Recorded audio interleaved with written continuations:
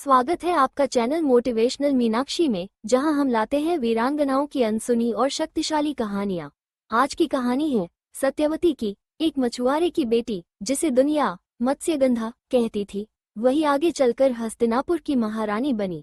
ये है कहानी सत्यवती की, एक ऐसी स्त्री जिसने अपनी किस्मत खुद लिखी और पूरे युग की दिशा बदल दी। नदी किनारे जन्मी सत्यवती एक साधारण जीवन जी रही थी। वो अपने पिता के साथ नाव चलाती थी, लेकिन उसकी पहचान उसकी मेहनत नहीं, बल्कि उसके शरीर से आने वाली मछली जैसी गंध थी। लोग उसे उसी नाम से पुकारते थे, और शायद किसी ने नहीं सोचा था कि यही लड़की एक दिन राजमहल तक पहुंचेगी। एक दिन उसकी जिंदगी में एक ऐसा मोड़ आया जिसने सब कुछ बदल दिया। एक महान ऋषि पराशर उसकी नाव में आए। उन्होंने सत्यवती में कुछ अलग देखा और उसे एक वरदान दिया। उसकी गंध अब दिव्य सुगंध में बदल गई, उसका व्यक्तित्व बदल गया, और उसी क्षण उसकी किस्मत भी बदल गई। उसी समय उसने एक ऐसे पुत्र को जन्म दिया जो आगे चलकर महान ऋषि बना, व्यास। लेकिन ये सच दुनिया से छुपा लिया गया। समय बीता और एक दिन हस्तिनापुर के राजा शांतनु उस नदी किनारे पहुंचे। सत्यवती की सुगंध और उसकी उपस्थिति ने उन्हें मोहित कर लिया। उन्होंने विवाह का प्रस्ताव रखा, लेकिन यहाँ कहानी ने सबसे बड़ा मोड़ लिया।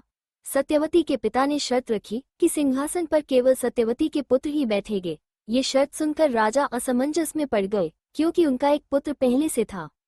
जब ये बात उनके पुत्र भीष्म को पता चली, तो उन्होंने एक ऐसा वचन लिया जिसने इतिहास बदल दिया। उन्होंने आजीवन ब्रह्मचर्य का व्रत ले लिया और सिंहासन का अधिकार छोड़ दिया, सिर्फ अपने पिता की खुशी के लिए। इसी त्याग ने सत्यवती को महारानी बना दिया, लेकिन यही त्याग आगे चलकर महाभारत की नींव बन गया। सत्यवती के 2 पुत्र हुए, लेकिन दोनों ही समय से पहले चल बसे। अब वंश को बचाने का संकट खड़ा हो गया। तब सत्यवती ने एक कठिन निर्णय लिया। उसने अपने पहले पुत्र व्यास को बुलाया और नियोग प्रथा के तहत धृतराष्ट्र, पांडु और विदुर का जन्म हुआ। यहीं से शुरू हुआ वह वंश जिसने आगे चलकर महाभारत के महान युद्ध को जन्म दिया। सत्यवती के फैसले, उसकी महत्वाकांक्षा और उसकी दूरदर्शिता सब मिलकर एक ऐसी कहानी बन गए जिसने पूरे इतिहास को बदल दिया। उसने वंश को बचाया, लेकिन उसी वंश के भीतर संघर्ष की आग भी जला दी। अंत में जब सब कुछ बदल चुका था, सत्यवती ने राजमहल छोड़ दिया। वो वन में चली गई और वहीं अपने जीवन का अंत किया। लेकिन उसकी कहानी वहीं खत्म नहीं हुई। वो आज भी जिंदा है, हर उस फैसले में जो किस्मत बदल देता है। ये थी कहानी सत्यवती की, एक ऐसी वीरांगना जिसने सिर्फ इतिहास नहीं बनाया, बल्कि उसे हमेशा के लिए बदल दिया।